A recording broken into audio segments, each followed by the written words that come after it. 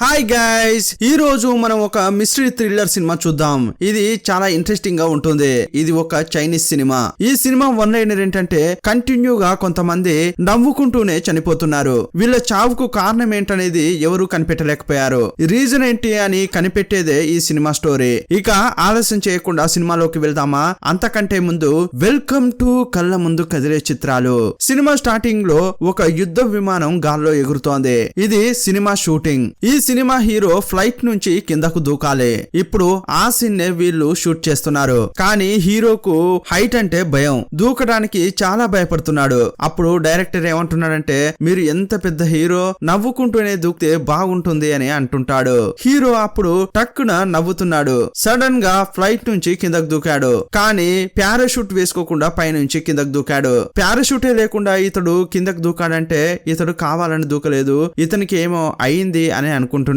కింద పడి తల పగిలి చనిపోయాడు. సీన్ కట్ చేస్తే డాన్సర్ ను చూపించారు. ఒక అమ్మాయి అబ్బాయి డాన్స్ చేస్తున్నారు. ఆ అమ్మాయి డాన్స్ చేస్తూ గాల్లో ఎగురుతోంది. ఇంతకు ముందు సడన్ గా ఒకతడు నవ్వుతూ పళ్ళు చూపించాడు కదా, అలాగే ఇతడు కూడా చూపించాడు. పైకి వెళ్లిన అమ్మాయి ఇతని షోల్డర్లపై పడిపోయింది. స్పాట్ లోనే ఇతడు కూడా ఖాళీ. నెక్స్ట్ ఒక స్విమ్మర్ ను చూపించారు. ఇతడు పైనుంచి కిందకు డైవ్ చేస్తున్నాడు.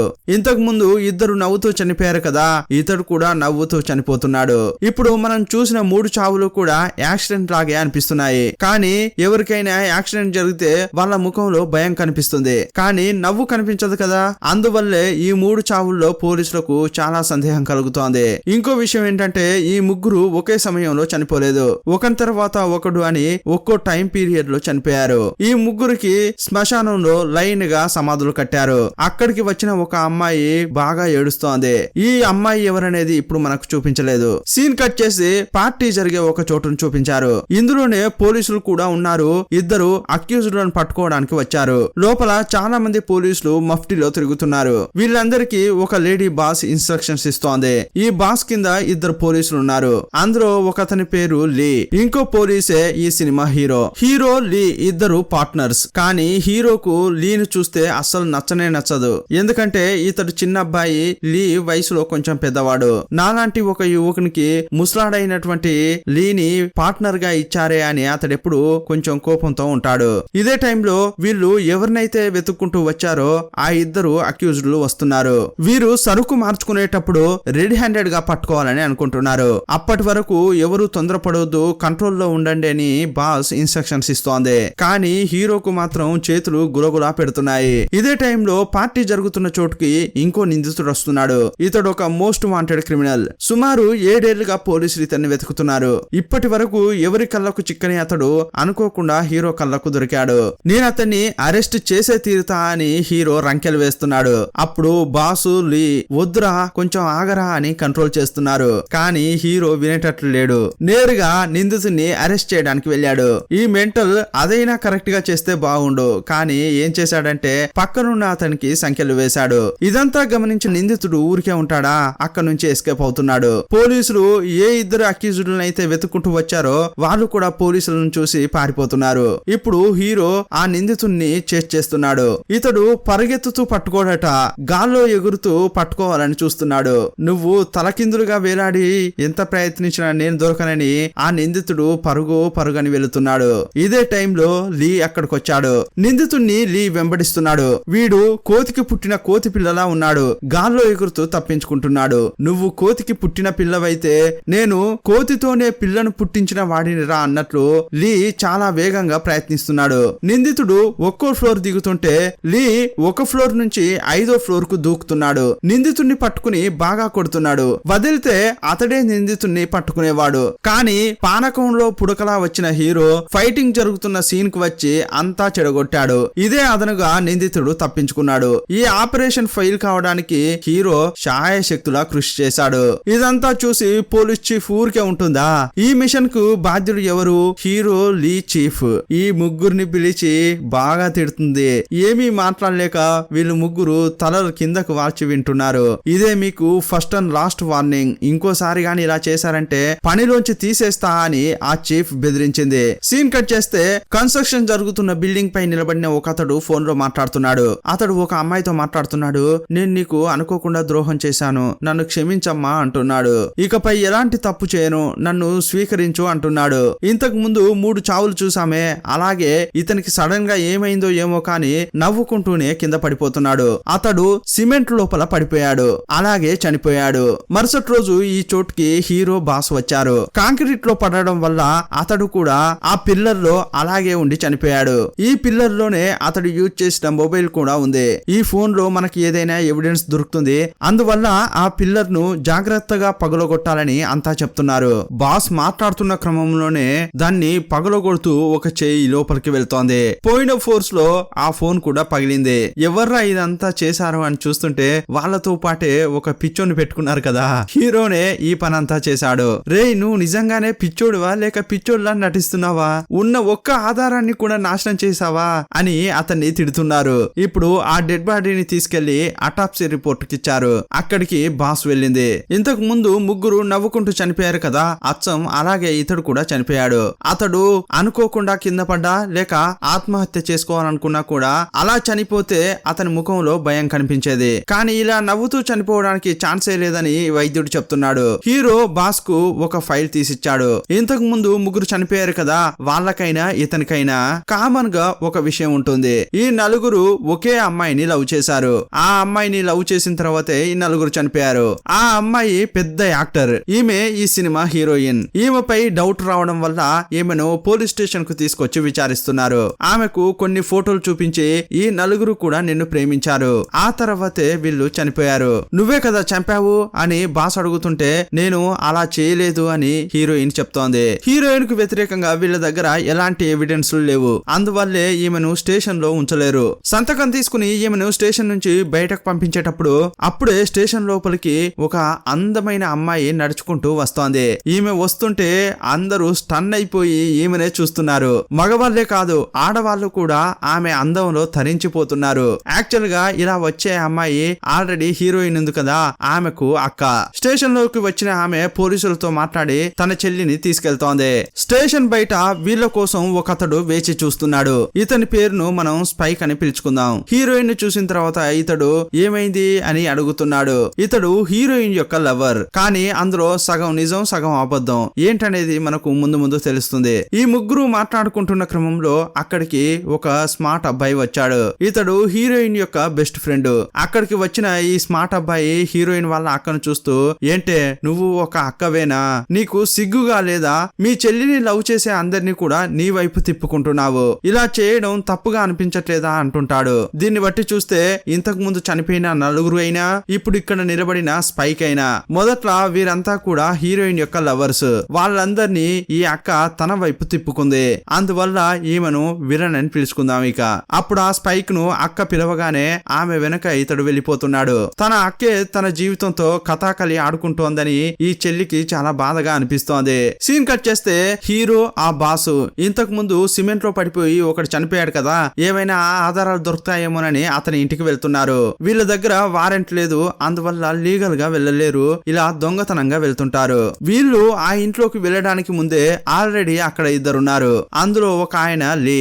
ఏదేమైనా కూడా అతడు సీనియర్ కదా, వీళ్ళు వచ్చేంత వరకు ఆగకుండా అతడు వెళ్ళిపోయాడు. లీకి ఎదురుగా ఒక వ్యక్తి ఉన్నాడు, అతడు ఎవరనేది మనకు తెలియట్లేదు, అందువల్ల అతన్ని మనం కొత్తవాడని పిలుచుకుందాం. ఇప్పుడు అక్కడికి వచ్చిన హీరో ఆ కొత్తవాడిని చూసి అటాక్ చేయడానికి వెళ్తుంటాడు.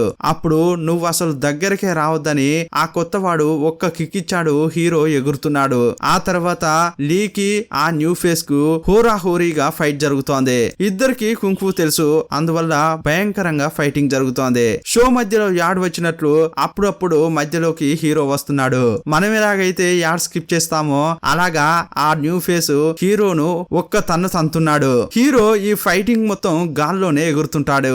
ఒకానొక సమయంలో ఈ న్యూ ఫేస్ అతడు ఆ లీని తట్టుకోలేకపోతున్నాడు. అప్పుడు లీ అతన్ని పట్టుకున్నాడు. అతని ప్యాకెట్ లో ఉన్న ఒక ఐడి కార్డ్ ని తీసి చూశాడు. అప్పుడే ఒక విషయం తెలుస్తుంది, అతడు ఇన్సూరెన్స్ ఏజెంట్ అని. సిమెంట్ లో పడి చనిపోయాడు కదా, అతడు ఇతని దగ్గర ఒక ఇన్సూరెన్స్ తీసుకున్నాడు. నేను చనిపోతే వీళ్ళకే డబ్బు రావాలంటూ నామినీగా ఒక పేరు రాశాడు.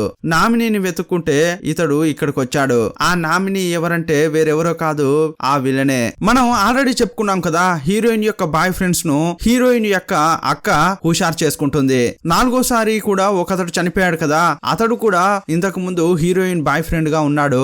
ఆ తర్వాత ఆమె అక్క వలలో పడ్డాడు. ఈ విలన్ ఒక ఇన్సూరెన్స్ పాలసీ వేసింది. అతడు చనిపోతే ఆ డబ్బంతా తన పేరు మీదకు వచ్చేలా చేసుకుంది. ఈ విషయాన్ని ఈ ముగ్గురు కనిపెట్టారు. అందువల్ల డౌట్ అంతా విలన్ పైకి తిరిగింది. ఒకవేళ ఇన్సూరెన్స్ డబ్బు కోసమే అందరిని చంపేస్తుందేమో అనుకున్నారు. సీన్ కట్ చేసి విలన్ ను స్పైక్ ను చూపించారు. విలన్ స్పైక్ కు ఒక పాలసీ ఫామ్ చూపించి అందులో సంతకం చేయమంటోంది. సపోజ్ ఈ స్పైక్ చనిపోతే వచ్చే డబ్బంతా కూడా ఈమెకే చేరాలని అందులో రాసింది. అప్పుడు అతడు ఏమంటున్నాడంటే, సరే నేను సంతకం పెడతాను, తెలుసో తెలియకో నేను నీ వలలో పడ్డాను, ఇకపై నీతో జీవించడం నాకు ఇష్టం లేదు, ఇకపై నేను మీ చెల్లితో ఉంటా అని కోపంగా మాట్లాడుతున్నాడు. ఫామ్ లో సైన్ చేసి అక్కడి నుంచి వెళ్ళాడు. ఇంకోవైపు హీరోయిన్ హాస్పిటల్ కు వెళ్లి ఆ స్మార్ట్ అబ్బాయిని కలిసింది. ఇతనికి తండ్రి అని ఒకరున్నారు. అతడు హాస్పిటల్లో వైద్యం పొందుతున్నాడు. అతన్ని మనం అంకుల్ అని పిలుచుకుందాం. అతనికి పక్షవాతం రావడం వల్ల చాలా ఏళ్లుగా హాస్పిటల్లోనే ఉంటున్నాడు. హీరోయిన్ అప్పుడప్పుడు హాస్పిటల్ కు వెళ్లి చాలా జాగ్రత్తగా చూసుకుంటోంది. హీరోయిన్ పై పోలీసులకు సందేహం ఉంటుంది కదా, ఒకవేళ ఈమె కిల్లర్ అయి ఉంటుందని. అందువల్ల ఆమె ఎక్కడికి వెళ్తోంది, ఎవరిని కలుస్తోంది అని హీరో ఆమె ఫాలో అవుతూ అంతా తెలుసుకుంటుంటాడు. హాస్పిటల్ నుంచి ఈ స్మార్ట్ అబ్బాయి హీరోయిన్ ని ఇంట్లో డ్రాప్ చేసి వెళ్లిపోతుంటాడు. ఇక్కడికి వచ్చిన స్పైక్ హీరోయిన్ కు ప్రపోజ్ చేస్తున్నాడు. నేను నీకు ద్రోహం చేశాను కరెక్టే, ఇకపై నిన్ను వదిలి వెళ్ళను, నన్ను క్షమించు అంటుంటాడు. ఇతడు ప్రపోజ్ చేస్తున్న క్రమంలోనే సడన్ గా నవ్వుతున్నాడు. అలాగే కిందిన్న వాగులో పడిపోయి చనిపోయాడు. బాగానే ఉన్నాడు కదా, సడన్ గా ఎందుకు అందులో పడి చనిపోయాడు అని హీరోయిన్ కు అర్థం కావట్లేదు. అక్కడికి వచ్చిన పోలీసులు అతని బాడీని అటాప్సీ రిపోర్ట్ కు పంపించారు. ఆ డెడ్ బాడీ చూసిన తర్వాత వైద్యులకు అంతు చిక్కట్లేదు. వచ్చేవాడల్లా నవ్వుతూనే చనిపోతున్నారు. కానీ ఈ డాక్టర్లు ఎలా చనిపోతున్నారో కనిపెట్టలేకపోతున్నారు. ఇలాంటి క్రమంలోనే డెడ్ బాడీని హీరో చెక్ చేస్తున్నాడు. అప్పుడు ఒక చిన్న సూదిని కనిపెట్టాడు. ఈ ఇంజెక్షన్ ఎప్పుడు ఇతని శరీరంలోకి వచ్చిందో కనిపెట్టలేకపోతున్నారు. ఇప్పుడు ఇది వీళ్లకు ఒక ఎవిడెన్స్. కొంచెం సేపటి క్రితమే కదా స్పైక్ తో ఈ విలన్ సైన్ తీసుకుంది. అచ్చం ఇలాగే ఇప్పటి వరకు చనిపోయారు కదా, అందరితోనూ ఆమె అలాగే సైన్ తీసుకుంది. ఆ డబ్బు ఈమెకు వచ్చేలా సెటప్ చేసుకుంది. ఒకవేళ ఇన్సూరెన్స్ డబ్బుల కోసం అందుకే ఈమె చేస్తోందా అని ఆమెను అనుమానిస్తున్నారు. ఆమెను స్టేషన్ కు తీసుకొచ్చి ఎంక్వైరీ చేస్తున్నారు. అప్పుడు హీరో చొంగ కారుస్తున్నాడు. ఇలాగే తన అందాన్ని చూస్తూ హీరోయిన్ యొక్క బాయ్ ఫ్రెండ్స్ అందరినీ ఈమె తన వైపుకు తిప్పుకుంది. ఇప్పుడు బాస్ విలన్ ను ఒక క్వశ్చన్ అడుగుతోంది. నీ చెల్లెలి యొక్క బాయ్ ఫ్రెండ్స్ అందరినీ నీ వైపుకు తిప్పుకున్నావు, వాళ్ళ పేర్లపై ఇన్సూరెన్స్ పాలసీ తీసుకున్నావు, ఆ డబ్బంతా నీకు వచ్చేలా సెటప్ చేశావు. అలాగైతే ఇన్సూరెన్స్ డబ్బు కోసం వాళ్ళనే నువ్వు చంపావు కదా అని బాస్ అడుగుతోంది. ఏంటమ్మా ఏం మాట్లాడుతున్నావు, నేను ఒక ఇన్సూరెన్స్ ఏజెంట్ గా పనిచేస్తున్నాను, అందువల్ల పాలసీ కోసం అందరినీ అలా ట్రై చేశాను, దీన్ని బట్టి నేనే హంతకురాలినంటే నేను అస్సలు ఒప్పుకోను అంటోంది. మీ దగ్గర ఏమైనా ఎవిడెన్స్ ఉన్నాయా? లేవు కదా, అలాగైతే నన్నెందుకు ఇక్కడికి పిలిచారు అంటోంది. బాయ్ అని చెప్పి అక్కడి నుంచి వెళ్లిపోతోంది. ఇంకోవైపు హీరోయిన్ స్పైక్ యొక్క పర్సనల్ వస్తువులన్నీ తీసుకొని చూస్తోంది. అతడు ఈమె కోసం ఒక లెటర్ రాసి పెట్టాడు. పర్సులో ఉన్న దాన్ని చదువుతూ చాలా ఫీల్ అవుతోంది. ఇకపై ఈ ఊర్లోనే ఉంటే తన జ్ఞాపకాలే వస్తాయి, ఇక ఈ ఊరు నుంచి వెళ్దామని అనుకుంటోంది. మేనేజర్ కు ఫోన్ చేసి వెంటనే ఫ్లైట్ టికెట్ బుక్ చేయమని చెప్పింది. నేను ఈ ఊర్లోంచి వెళ్లిపోతా అని మాట్లాడుతూనే వెళ్తోంది. ఇదంతా కూడా అక్కడున్న ఒక పోలీసు నోట్ చేశాడు. బాస్ కు హీరోకు విషయం చెప్పారు. 5 చనిపోయిన కేసులో హీరోయిన్ కు కూడా సంబంధం ఉంది కదా, ఈమె హత్య చేసిందో లేదో కానీ ఈ కేసులో ఈమె కూడా ఒక భాగమే కదా, అందువల్ల ఈమెను వేరే ఊరికి వెళ్ళనివ్వకూడదని వీళ్ళు అనుకుంటున్నారు. ఈమెను ఆపాలని చెప్పి విషయం తెలియగానే హీరో బాసు బయలుదేరారు. వీళ్ళు వచ్చేసరికి హీరోయిన్ ఒక టాక్సీ పట్టుకుని వెళ్తోంది. ఈమె టాక్సీలో వెళ్తుంటే హీరో సైకిల్ లో ఈమెను ఫాలో అవుతున్నాడు. అప్పుడు ఆమె చూసి అయ్యో వీని దగ్గర చిక్కుకున్నానంటే ఇక నన్ను పోనీయాడు కదా అనుకుంటోంది. అప్పుడు వెంటనే డ్రైవర్ తో ఏం చెప్తుందంటే, ఇదిగోండి అలా వచ్చేది నా భర్తే, నేను ప్రెగ్నెంట్ అయ్యాను, వాడు ఆ ప్రెగ్నెన్సీ తీయాలని చెప్తున్నాడు, అందువల్లే అతని నుంచి నేను తప్పించుకుంటున్నాను, దయచేసి నన్ను అతనికి చిక్కేలా చేయకండి అంటోంది. అప్పుడు హీరోయిన్ చెప్పేది ఈ టాక్సీ డ్రైవర్ నమ్మాడు. అమ్మాయిలకు కష్టం వస్తే నేను అస్సలు భరించలేను, అతనికి చిక్కకుండా నేను చేస్తాను చూడు అని ఇతడు టాక్సీని వేగంగా తీసుకెళ్తున్నాడు. ఇతడు కూడా సైకిల్ ను చాలా వేగంగా తొక్కుతున్నాడు, గాల్లో ఎగురుతున్నాడు, మెట్లపై దిగుతున్నాడు, ఏదో చేసి ఎలాగోలా స్పీడ్ గా వస్తున్నాడు. ఎలాగోలా చేసి హీరోయిన్ ఇక్కడ నుంచి ఎస్కేప్ అయింది. ఈమె ఎలాగోలా చేసి ఎయిర్పోర్ట్ కి వెళ్ళింది. కానీ పోలీసులు వదులుతారా ఏంటి? కరెక్ట్ గా బాసు అక్కడికి వచ్చి ఈమెను లాక్ చేసింది. ఎక్కడికి వెళ్ళినా కూడా నన్ను నెమ్మదిగా ఉండనివ్వట్లేదు, నేనేం తప్పు చేశా అని అడుగుతోంది. శోకంగా వెళ్లి ఒక చోట కూర్చుంది. అప్పుడు హీరో అక్కడికి వచ్చాడు. ఇదిగో చూడమ్మా, నేను నీకు ఒక ముఖ్యమైన విషయం చెప్పాలి, ఇటు రా అని ఆమెను శ్మశానానికి తీసుకెళ్లాడు. అక్కడ ఆమె బాయ్ ఫ్రెండ్స్ చనిపోయారు కదా, వాళ్ళ ఫొటోస్ ఉన్నాయి. ఆ సమాధుల దగ్గర ఆమెను నిలబెట్టి వీళ్ళంతా కూడా చనిపోయారు. ఎలా చనిపోయారో నీకు తెలియదు, వాళ్ళు ఎలా చనిపోయారో తెలుసుకోవాలని అనుకుంటున్నావా అని హీరో అడుగుతున్నాడు. అవును, వాళ్ళంతా నా కోసం వచ్చారు, ఆ తర్వాత మా అక్క దగ్గరికి వెళ్లారు, ఇప్పుడు చనిపోయారు, కానీ ఎలా చనిపోయారో తెలుసుకోవాలని నాకు ఆశగా ఉంది అని అంటోంది. సరే, ఇప్పుడు దానికి ఒకే ఒక దారి ఉంది అని హీరో అంటున్నాడు. ఇప్పుడు నువ్వు నన్ను నీ బాయ్ ఫ్రెండ్ గా భావించు, అప్పుడే నేను వాళ్ళకి ఏమైందో కనిపెడతా అంటుంటాడు. అప్పుడు ఆమె పోరా, నీకు వేరే పనే లేదా అని అక్కడి నుంచి వెళ్ళబోతోంది. ఏమ్మా, ఒక్క నిమిషం నిలబడమ్మా, ఈ కేసును ఛేదించడం కోసమే నేను ఇలా చేస్తున్నా అంటుంటాడు. కానీ ఆమె పట్టించుకోకుండా వెళ్ళిపోయింది. కానీ హీరో వదిలేడు, కంటిన్యూగా ఆమెను పట్టుకుని టార్చర్ చేస్తున్నాడు. ఒకానొక సమయంలో ఆమె ఏమంటుందంటే, ఇప్పుడు ఏం చేయాలి, నేను నిన్ను లవ్ చేయాలి, సరే యాక్ట్ చేస్తాను, మనం పెళ్లి చేసుకోబోతున్నట్లు పబ్లిక్ కూడా చెప్తానని అంది. ఇక చివరకు వీళ్ళు పెళ్లి చేసుకోబోతున్నట్లు పబ్లిక్ గా చెప్తుంటారు. ఇప్పుడు జరగబోయేది పెళ్లి కాదు, పెళ్లికి ముందు జరగబోయే ఫోటోషూట్. హీరోయిన్ ఫోటోషూట్ కోసం ఒక విలువైన నగ వేసుకుని వస్తోంది. ఆ చైన్ చూస్తే చాలా బాగా ఉంది. ఆ చైన్ చూసిన హీరో హీరోయిన్ ను పక్కకు తీసుకెళ్లి, ఈ చైన్ నీకెలా వచ్చింది అని అడుగుతున్నాడు. నేను చిన్న వయసులో ఉన్నప్పుడు మా నాన్న ఇది నాకు గిఫ్ట్ గా ఇచ్చాడు, అతని జ్ఞాపకంగా ఉన్నది ఇదే అని చెప్పి తన మెడలో ఉన్నదాన్ని తీసి హీరోకు చూపిస్తోంది. అదే టైంలో అక్కడికి విలన్ వచ్చింది. చేతిలో ఒక చిన్న పెట్టెతో వచ్చింది.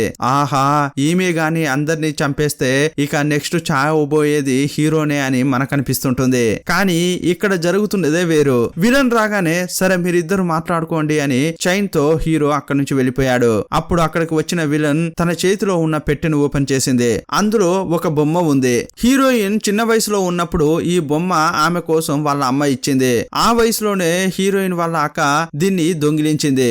ఇప్పుడు ఆ బొమ్మను హీరోయిన్ కి ఇచ్చిన తర్వాత ఏం చెప్తోందంటే, ఇదిగో చూడు, చిన్న వయసులో ఈ బొమ్మ నీ దగ్గర ఉండి ఉంటే ఏం చేసేదానివి, దీన్ని మొత్తం నాశనం చేసేదానివి, నీకోసమే ఈ బొమ్మను నేను ఇన్నాళ్ళు దాచిపెట్టి ఇప్పుడు నీకు భద్రంగా ఇస్తున్నా అంటోంది. నువ్వెప్పుడు కూడా నన్ను తప్పుగానే అర్థం చేసుకున్నావు, నేను నీకు ద్రోహం చేయాలని ఒక్క రోజు కూడా అనుకోలేదు, నువ్వు సంతోషంగా ఉండాలని ఎప్పుడు నేను కోరుకుంటా అంటోంది. ఇదంతా విన్న తర్వాత హీరోయిన్ హత్తుకుంది. అప్పుడు ఈ చెల్లి, నా బాయ్ ఫ్రెండ్స్ ను నీ వైపు తిప్పుకున్నావు కదా, వాళ్ళు నిజంగా నన్ను లవ్ చేస్తున్నారా లేదా అని టెస్ట్ చేయడానికే అలా చేసావా అక్క అని హీరోయిన్ అడుగుతోంది. లేదు లేదమ్మా, నేను ఆ లెవెల్లో మంచిదాన్ని ఏం కాదు, నీ బాయ్ ఫ్రెండ్స్ అందరినీ చూడగానే నాకు నచ్చారు, అందువల్లే నేను చాలా తెలివిగా వాళ్ళను నా వైపుకు తిప్పుకున్నా అంటోంది. కానీ ఇది ఒక్కటే నేను నీకు చేసిన ద్రోహం, ఈ విషయంలో మాత్రం నన్ను క్షమించు అని విలన్ అడుగుతోంది. వాస్తవంగా చెప్పాలంటే ఈమె విలన్ కాదు, గిలన్ కాదు, నార్మల్ అయిన ఒక అమ్మాయి మాత్రమే. సీన్ కట్ చేసి పోలీస్ స్టేషన్ లో చూపించారు.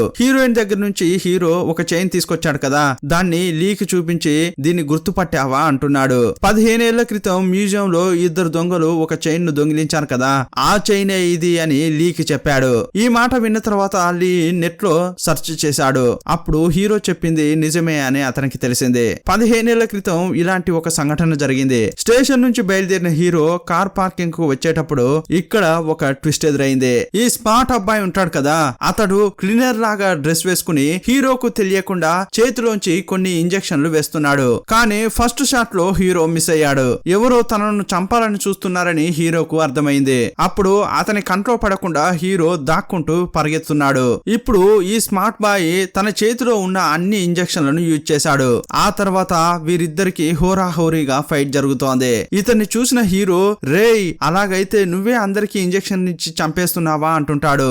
అవునరా, నేనే చంపేశాను, నీ వల్ల అయితే నన్ను పట్టుకోరా అని ఫైట్ చేస్తున్నాడు. ఫైటింగ్ జరిగేది పోలీస్ స్టేషన్ లో. ఈ ఫైటింగ్ చూసి పోలీసులంతా వచ్చి ఆ స్మార్ట్ బాయ్ ని పట్టుకున్నారు. సీన్ కట్ చేసి హాస్పిటల్లో ఉన్న అంకుల్ ను చూపించారు. అంకుల్ దగ్గరికి హీరోయిన్ వెళ్లి ఊరికే అలా మాట్లాడుతోంది. అప్పుడు అక్కడికి వచ్చిన హీరో హీరోయిన్ కు ఒక ట్విస్ట్ ఇచ్చాడు. అక్కడికి వచ్చిన హీరో, ఏంటంకుల్ చేసేదంతా చేసి ఏమీ తెలియనట్లు పడుకున్నారే అంటున్నాడు. ఏం మాట్లాడుతున్నావు నువ్వు, అతనికే ఒంట్లో బాగా లేకుండా పడుకున్నాడు అని హీరోయిన్ అంటోంది. నువ్వు నాకు ఒక చైన్ ఇచ్చావు కదా, ఆ చైన్ ను 15 సంవత్సరాల క్రితం మ్యూజియం నుంచి ఇద్దరు దొంగిలించారు. అది దొంగిలించింది ఎవరని అనుకుంటున్నావు, చైన్ నీకు ఇచ్చిన మీ నాన్న, ఆ తర్వాత ఇక్కడున్నాడే ఈ అంకుల్ అని అంటుంటాడు. ఒకసారి నేను మీ ఇంటికి వచ్చినప్పుడు ఈ అంకుల్ మీ నాన్న కలిసి ఉన్న ఫోటోను చూశాను. దాని ద్వారానే ఈ అంకుల్ మీ నాన్న కలిసి దొంగతనం చేశారనేది నాకు తెలిసింది అంటుంటాడు. అంతేకాదు నీ బాయ్ ఫ్రెండ్స్ చనిపోయారు కదా, దానికి కూడా కారణం ఇతడే అని చెప్తుంటాడు. పక్షవాతం వచ్చి పడుకున్న అతడు ఇదంతా ఎలా చేస్తాడని నువ్వు ఆలోచిస్తావు, కానీ అక్కడే అంకుల్ భయంకరమైన ప్లాన్ వేశాడు. స్టార్టింగ్ లో చనిపోయారు కదా ముగ్గురు, ఆ ముగ్గురిని చంపిన తర్వాత తనపై అనుమానం రాకూడదని ఇతడు హాస్పిటల్ కు వచ్చి ఇలా పడుకున్నాడు. ఆ తర్వాత చనిపోయిన ఇద్దరిని తన కొడుకు ద్వారా చంపించాడు. చివరిసారిగా నన్ను చంపాలని చూసిన ఆ స్మార్ట్ బాయ్ ని విచారించినప్పుడే నాకు ఈ విషయాలన్నీ తెలిసాయి అని అంటుంటాడు. ఫస్ట్ 3 హత్యలు చేసింది అంకులే. ఇతడు హత్యలు చేసే ప్యాటర్న్ ఎలా ఉంటుందో తెలుసా?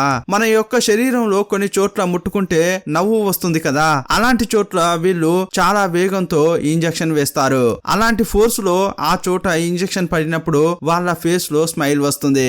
అదే టైంలో వాళ్ళ బాడీలోంచి ప్రాణం కూడా పోతుంది అని హీరో చెప్తున్నాడు. అచ్చం ఇలాగే స్టార్టింగ్ లో 3 హత్యలు జరిగాయి. ఈ 3 హత్యలు జరిగిన చోటల్లా ఈ అంకుల్ ఉన్నాడు. ఆ తర్వాతే హాస్పిటల్ కు వచ్చి పక్షవాతం అని పడుకున్నాడు అని హీరో చెప్తుంటాడు. వీళ్ళకు గుడ్ న్యూస్ ఏంటంటే వీళ్ళు చంపిన ఒక్క బాడీలో కూడా ఈ ఇంజెక్షన్ అలాగే నిలవలేదు. 5వసారిగా చనిపోయాడు కదా స్పైక్, అతని శరీరంలో మాత్రమే ఆ ఇంజెక్షన్ ఉండింది. అంకుల్ ఇప్పుడు నేను చెప్పిందంతా నిజమా కాదా, మీరే హీరోయిన్ కు చెప్పండి అని హీరో అడుగుతున్నాడు. ఇక నిజం తెలిసిపోయింది కదా, ఇక నాటకం ఆడి ఏం లాభం అని ఆ అంకుల్ లేచి కూర్చున్నాడు. కానీ మనిషి చూడ్డానికి 60 ఏళ్లలా ఉన్నాడు, కానీ ఆ కాలంలోనే 6 లాగా ఫైట్ చేస్తున్నాడు. ఒక్క దెబ్బ కొడితే హీరో గాల్లో ఎగిరి ఎక్కడో పడుతున్నాడు. ఈ అంకుల్ ఫైటింగ్ ను హీరో తట్టుకోలేకపోతున్నాడు. ఆ తర్వాత ఆ అంకుల్ హాస్పిటల్ లో ఉన్న డ్రెస్ విప్పేసి కోట్ సూట్ వేసుకున్నాడు. ఒక షూ తీసి దాన్ని కింద పెట్టి వేసుకోడట. ఆ షూను గాల్లో ఎగిరేస్తూ ఆ గాల్లోనే ఇతడు షూ వేసుకుంటున్నాడు. ఎలాగోలా అంకుల్ ఇక్కడ నుంచి తప్పించుకుని వెళ్ళిపోయాడు. కరెక్ట్ టైంలో అప్పుడు లీ ఎంట్రీ ఇచ్చాడు. హాస్పిటల్ కు వచ్చిన తర్వాత అంతా తెలుసుకున్నాడు. అప్పుడు అంకుల్ ను ఫాలో అవుతూ వెళ్తున్నాడు. ఇప్పుడు వీరిద్దరి మధ్య హోరాహోరీగా ఫైట్ జరుగుతోంది. ఇద్దరికి కుంగ్ఫూ తెలుసు. అంకుల్ కూడా ఊరికే అలా కాదు, కుంగ్ఫూతో చాలా బాగా ఫైట్ చేస్తున్నాడు. ఇప్పుడు వీళ్ళిద్దరి మధ్య భయంకరమైన ఫైటింగ్ జరుగుతోంది. ఒకానొక సమయంలో లీ ఈ అంకుల్ ను తట్టుకోలేకపోతున్నాడు. ఎవర్రా ఇతడు, ఎక్కడి నుంచి వచ్చాడు, ఈ లెవెల్లో ఫైటింగ్ చేస్తున్నాడే అనుకుంటున్నాడు. ఒకానొక సమయంలో లీని బాగా కొట్టి ఈ అంకుల్ తప్పించుకుని వెళ్లాలని చూస్తున్నాడు. ఇప్పుడు లీకి వేరే దారి లేదు, ఇక బ్రహ్మాస్త్రం బయటకు తీయాలని అనుకుంటున్నాడు. ఒకే టైంలో ఒక్కడే కొడతాడు, కానీ 8 మంది ఫైట్ చేసినట్లు 8 యాంగిల్లో కొడుతుంటాడు. ఈ కిక్కుతో అంకుల్ ఏమీ చేయలేకపోయాడు. ఒకడు కష్టపడి ఇల్లు కడితే ఇంకొకడు గృహ ప్రవేశం చేసినట్లు లీ ఇంతసేపు చాలా కష్టపడి ఈ అంకుల్ ను పట్టుకున్నాడు. కానీ హీరో లాస్ట్ గా వచ్చాడు, చిన్నదిగా ఆ అంకుల్ ను ఒక్క దెబ్బ కొట్టాడు. అంతే, ఆ అంకుల్ కింద పడిపోయాడు. ఇతడే అంకుల్ ను పట్టుకున్నట్లు సీనేస్తున్నాడు. అంకుల్ చిక్కాడు, అతన్ని పట్టుకుని జైల్లో వేశారు. కానీ ఎందుకు ఇతడు హీరోయిన్ యొక్క బాయ్ ఫ్రెండ్స్ ను చంపాడని విచారిస్తున్నారు.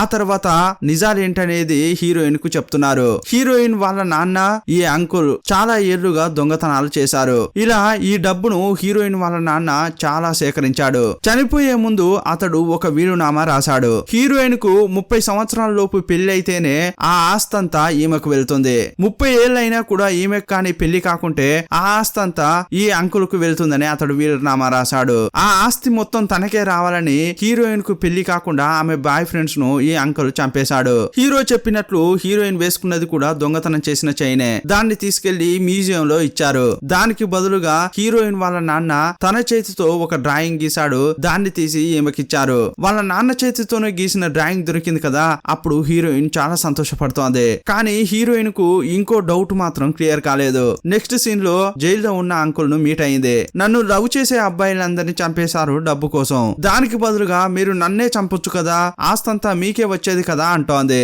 ఇదిగో చూడమ్మా, నువ్వు నాకు కూతురు లాంటి దానివి. డబ్బు కోసం నేను ఆశపడ్డాను, కానీ దానికోసం నిన్ను చంపేంత మూర్ఖుని కాదంటుంటాడు. వెళ్లే ముందు నన్ను క్షమించమ్మా అని హీరోయిన్ కు చెప్తున్నాడు. అప్పుడు ఈమె, అంకుల్ మీరు గాని జైలు నుంచి బయటకు వస్తే ఇంతకు ముందు మిమ్మల్ని ఎలా చూసానో అలాగే చూస్తా అంటోంది. సీన్ కట్ చేస్తే హీరో బీచ్ లో సేద తీరుతున్నాడు. అక్కడికి హీరోయిన్ వచ్చి ప్రపోజ్ చేస్తోంది, నేను నిన్ను లవ్ చేస్తున్నానని. ఆడచ్చ, కొంచెం లేట్ గా వచ్చావమ్మా, నేను ఇంతకు ముందే నా మనసులు ఇంకొకరికి ఇచ్చా అంటున్నాడు. హీరోతో పాటే బాస్ ఉంటుంది కదా, ఆమెకు కూడా హీరోపై ఒక కన్ను. ఇతడు నాకే ప్రపోజ్ చేయ వస్తున్నాడు అని ఆమె అనుకుంటోంది. కానీ ఇద్దరికి ట్విస్ట్ ఇచ్చేలా అక్కడికి హీరోయిన్ వాళ్ళ అక్క వచ్చింది. ఇంతకు ముందులాగే హీరోయిన్ యొక్క బాయ్ ఫ్రెండ్స్ ఫ్రెండ్స్ అందరినీ ఈమె హుషారు చేసినట్లే హీరోను కూడా తన వలలో వేసుకుంది. ఇదంతా చూసి ఈ ఇద్దరు అమ్మాయిలు ఊరికే ఉంటారా? హీరోను ఒక్క తన్ను తన్నారు, అతడు గాల్లో ఎగురుతున్నాడు. ఇంతటితో ఈ సినిమా ముగుస్తుంది. ఈ సినిమాపై మీ అభిప్రాయం ఏంటో కామెంట్ బాక్స్ లో రాయండి. మరో సినిమాలో మళ్ళీ కలుసుకుందాం. అప్పటి వరకు బాయ్ బాయ్.